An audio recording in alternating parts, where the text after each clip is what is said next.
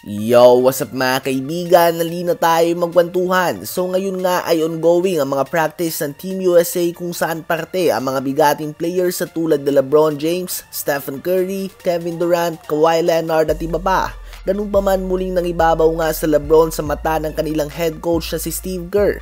Nagulat nga multi-time champion player and coach sa tindi ng pag-ensayo ni LeBron.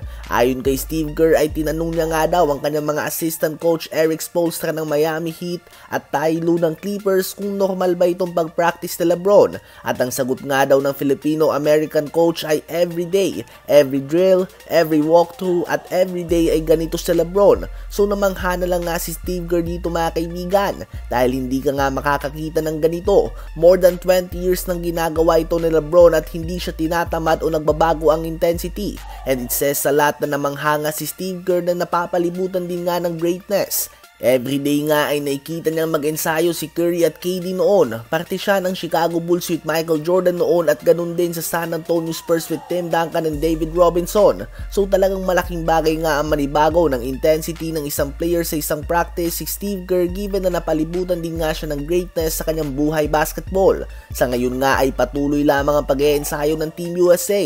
Kanina nga ay naganap ang kanilang scrimmage laban sa USA Select Team na kinabibilangan ng mga excellent two-way NBA players at incoming freshman ng Duke at consensus number 1 high school offensive and defensive player Cooper Flagg. Dito nga ay sinubukan ni Steve Kerr ang iba't ibang kombinasyon ng mga players. May 5-man combination nga siya ni Tyrese Haliburton, Anthony Edwards, LeBron James, Anthony Davis at Bam Adebayo. Isang bagay na mapapansin sa lineup na ito ay dati na ngang may chemistry si LeBron at AD.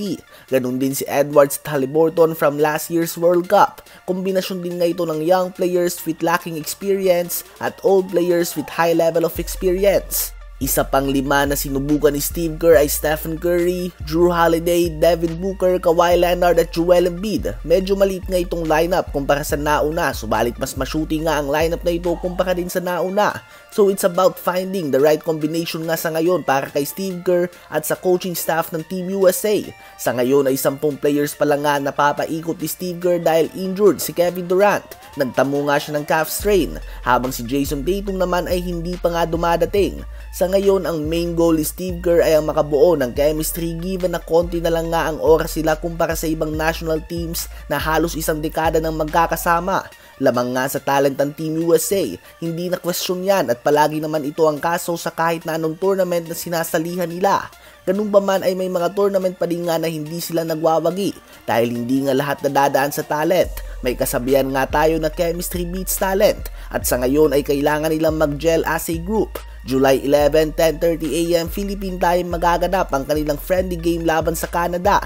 Dito nga ay mabibigyan sila ng matinding hamon. Ano ba ang masasabi niyo tungkol dito?